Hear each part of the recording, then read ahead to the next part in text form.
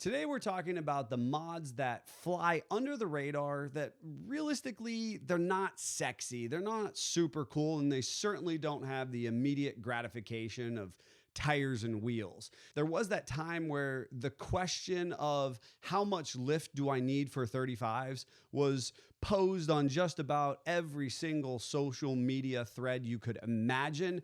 This video is not that.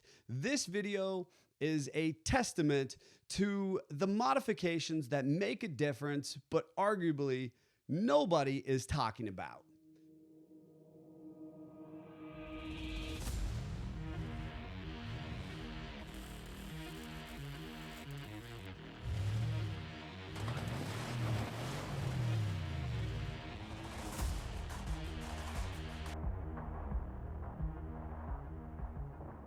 My name is Neil with Simpson Family Jeeps, SFJ4x4.com. Kicking off the list in no particular order is going to be a short throw shifter. If you've ever driven a manual transmission from 05 to 18, you will know that basically the throw of that 6-speed manual transmission is practically like driving a 70s old body style pick 'em up truck where you are just rowing your gears massively and basically ending up outside the passenger window to get into reverse. The short throw shifters have immense benefit in specifically off-road conditions, but its positive attributes are absolutely noticeable in just kind of being able to row quickly through the gears from stoplight to stoplight as well. It was a technology that was specifically kind of honed in the hot rod community for drag racing because you wanted to be able to get through the gears quickly. And, you know, the truck and off-road market didn't super care until we got these bigger and bigger patterns. And in off-road situations, when you're trying to work the clutch, the throttle, the brake, row your gears, do a hill climb or some form of descent at speed or controlling speed, you definitely want to be able to have these kind of affirmed positive, crisp and quick engagements of the transmission. And so this specific product is not really that cool. And if you are just going to a dealer lot, it's not something that jumps out to you as like, wow, that really sets that Jeep apart until you're trying to functionally use the vehicle. And then all of a sudden, if you off-roaded it one weekend, installed the short throw shifter during the week, and went out the following weekend, you would have this night and day experience about how much it benefits you in your utilization of the vehicle. So while it is not a particularly attractive visually, because quite frankly, you can't even tell unless you pay for the extra B&M shift knob, it is a hugely beneficial modification that quite frankly is one of my favorite mods that nobody kind of cares about until you do. Mod number 2, some form of calibration or interface device. Specifically, I like the Super Chips calibration tools and Z Automotive's Taser. While there are other calibration or interface devices on the market, I like the pre-engineered products that make it easy for the average consumer to communicate effectively with their Jeep. Now, if you're one of the older model Jeep owners, I'm sorry, this doesn't particularly pertain to you, but if you own a Jeep starting in 2007 all the way through present day, you will understand that if you do any form of modification as far as oversized tires, changing the gears, or possibly more elaborate modifications in the JLJT platforms, that telling the Jeep makes a huge difference in your overall utilization. From something as simple as changing the overall tire size to correct your speedometer, to ensuring that the gear ratio is set up correctly after the mechanical and physical change of gears, is critically important to your utilization of the vehicle.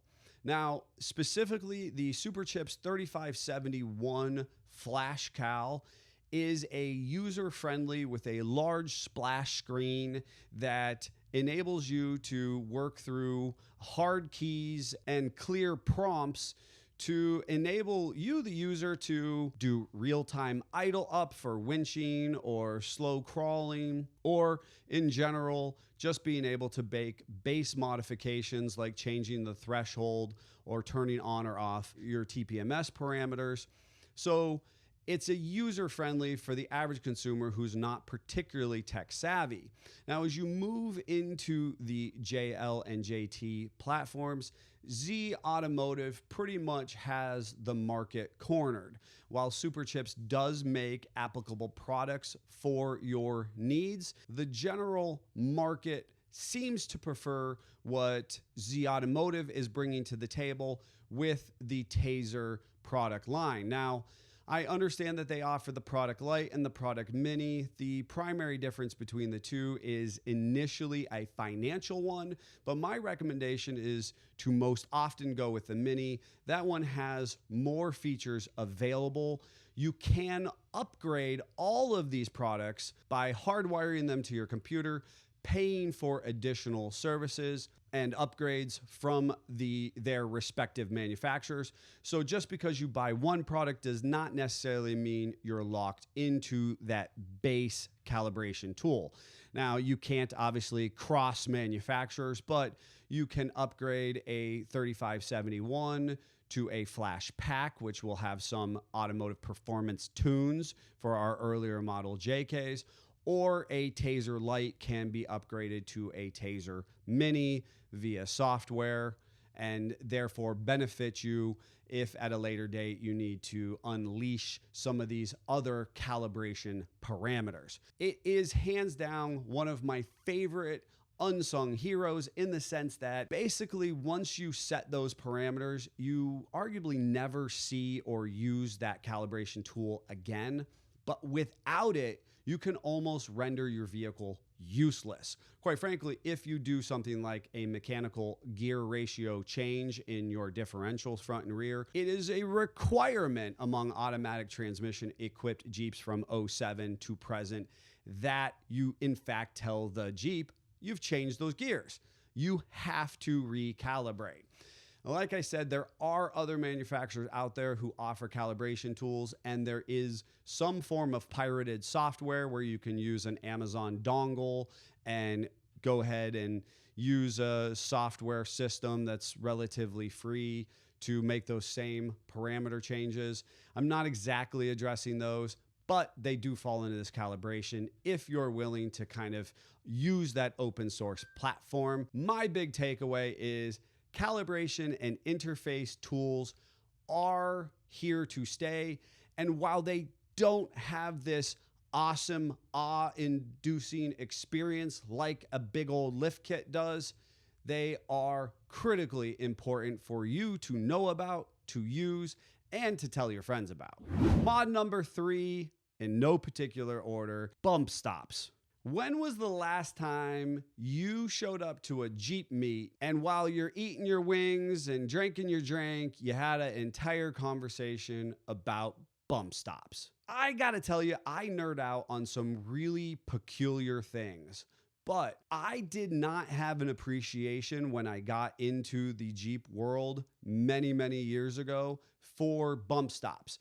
Objectively, I just wanted to put the biggest possible tire on my Jeep with an appropriate lift that gave me that vertical rise.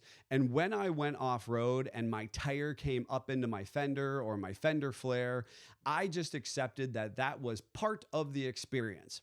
Realistically, hindsight being 2020, I now understand that that was not right, and that there is a better way of setting you and your Jeep up for success both on-road and off-road. A comprehensive lift kit should accommodate for bump stops. Bump stops are specifically a component that impedes the up travel of your suspension. Now, from the factory, it's this composite product called a jounce, and if you own an older Jeep, It may be made out of some type of foamy polymer or made out of a heavy composite rubber on our old school leaf sprung Jeeps. Honestly, if you've bought an older Jeep, it might have already disintegrated and not even be present on the vehicle anymore. Bump stops are to ensure full range of motion and function out of your wheel tire combination with the use and articulation of the suspension.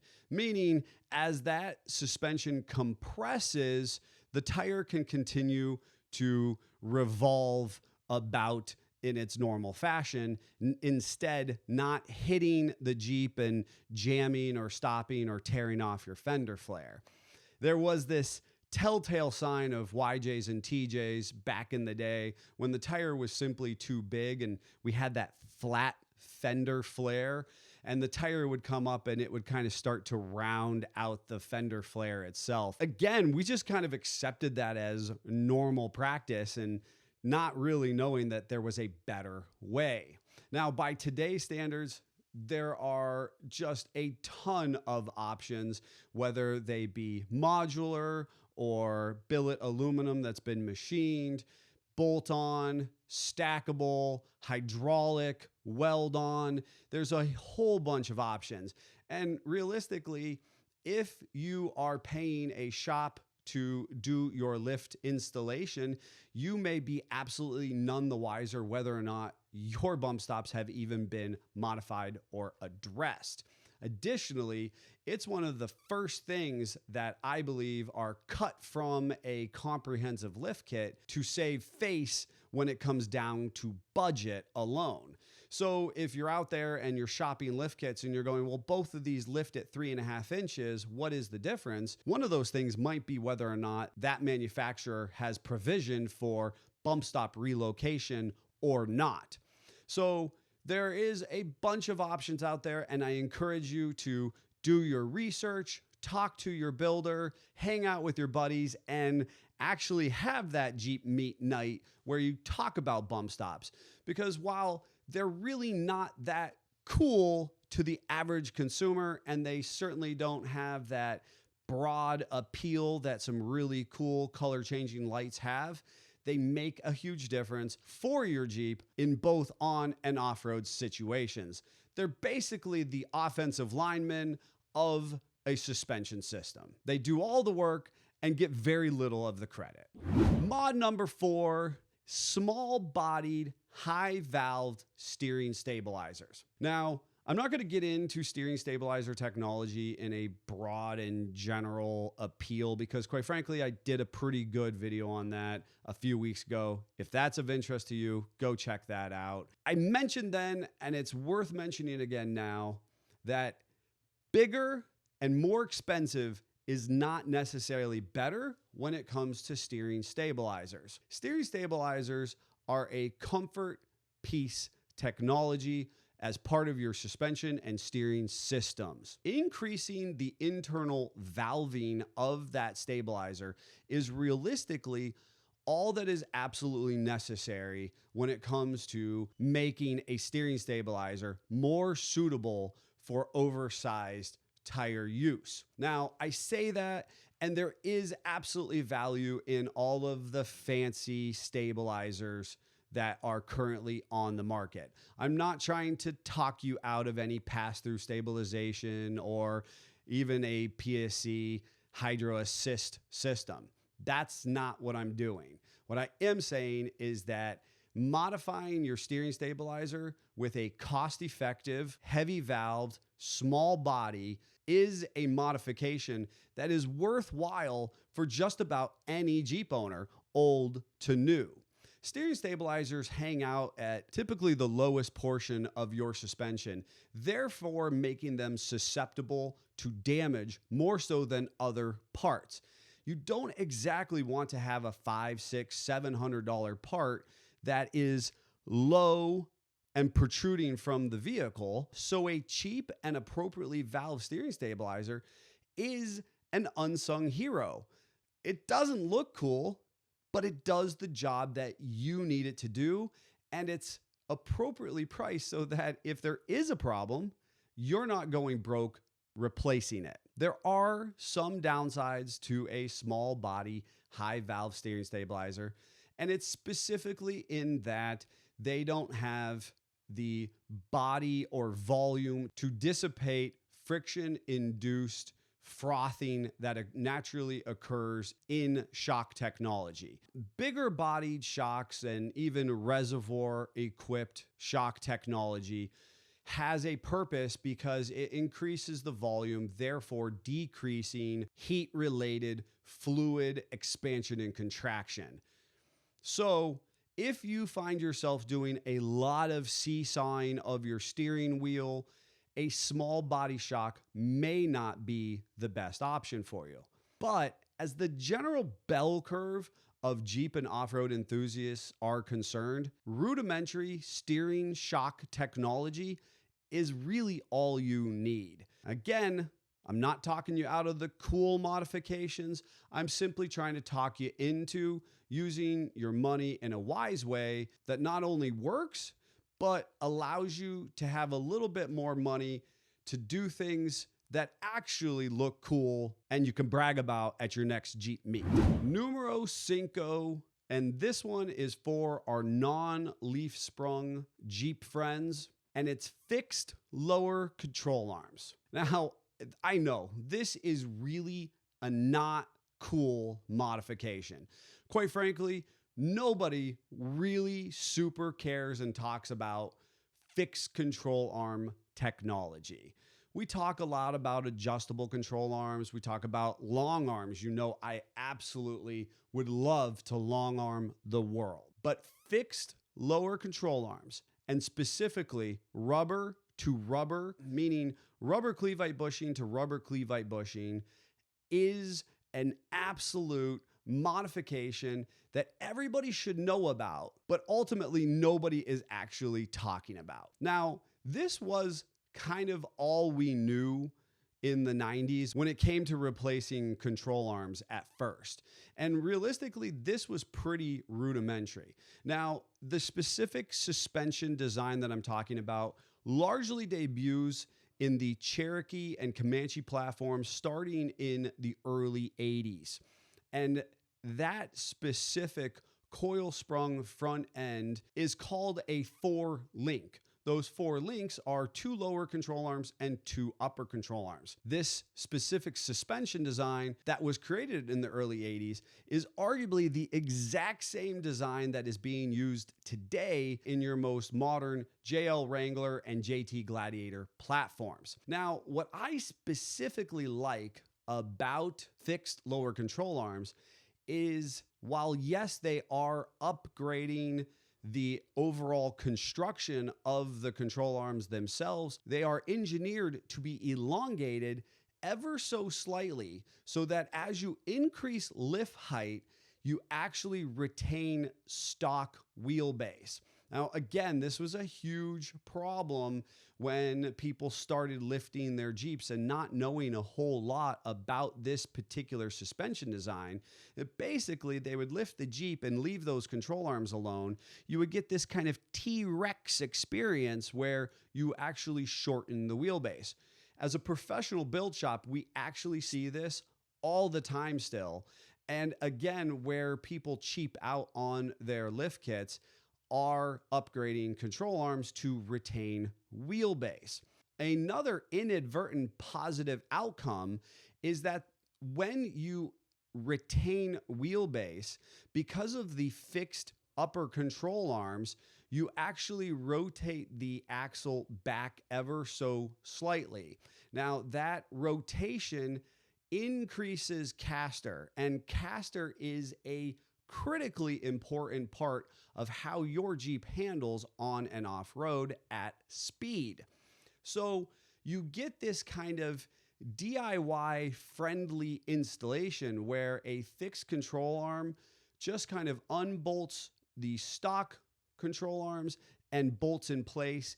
It gives you a nice longer suspension or appropriate engineered wheelbase, and it also gives you this dialed up caster experience. Now, the downside is on our fixed axles, there is a correlation between the KPI or kingpin indicator angle and your pinion angle.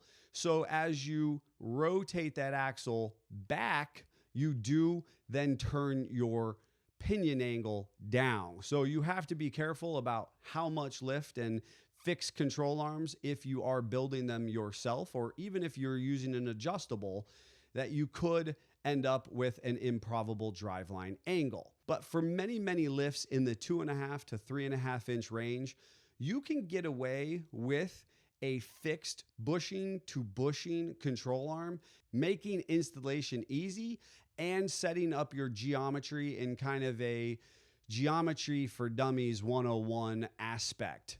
The manufacturer has arguably already done a good bit of the homework, and so long as you just appropriately torque in your control arms, there's not a whole lot more for you to do. Now, TJ Wrangler owners, you typically do still have lower cam bolts, which do something similar, but for the most part, fixed lower control arms, front and rear by modern today standards, are awesome, not talked about modifications that you definitely should be doing to your Jeep if you haven't already done it with your lift kit. As a bonus modification, this is one that has been tossed around and is cool, not cool, and in fact, actually a lot of people hated it, but by today's standards, a number of people are really enjoying it. And that is a TPMS, or tire pressure monitoring system. Now, in 2007, with the TREAD Act, pretty much all manufactured vehicles after September 1st, 2007 are required to have a TPMS monitoring system. At first, a lot of people either did not care or flat out kind of pushed back on this, especially when it came to changing tire and wheel packages. Now, the most cumbersome thing that comes from having a TPMS system is the fact that an annoying light can pop up on your dash.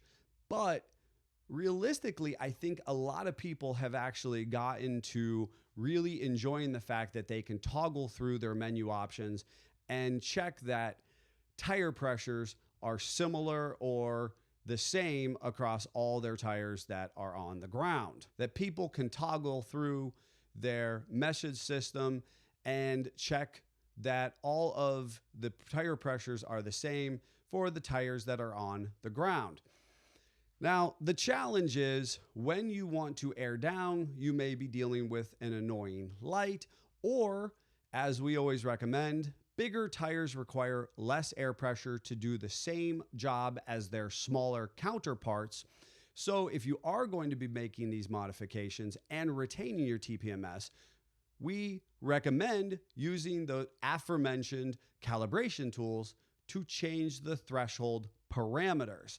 That means that you can actually lower the threshold at which the light comes on of your Jeep. Now, prior to the TREAD Act and all the manufacturers being required to utilize this technology, a number of aftermarket manufacturers were playing with the idea of monitoring air pressure through add-on valve stem caps and some form of remote monitoring display. Now, by today's aftermarket options, you can actually add this and you can monitor your TPMS wherever they may be via an app on your phone.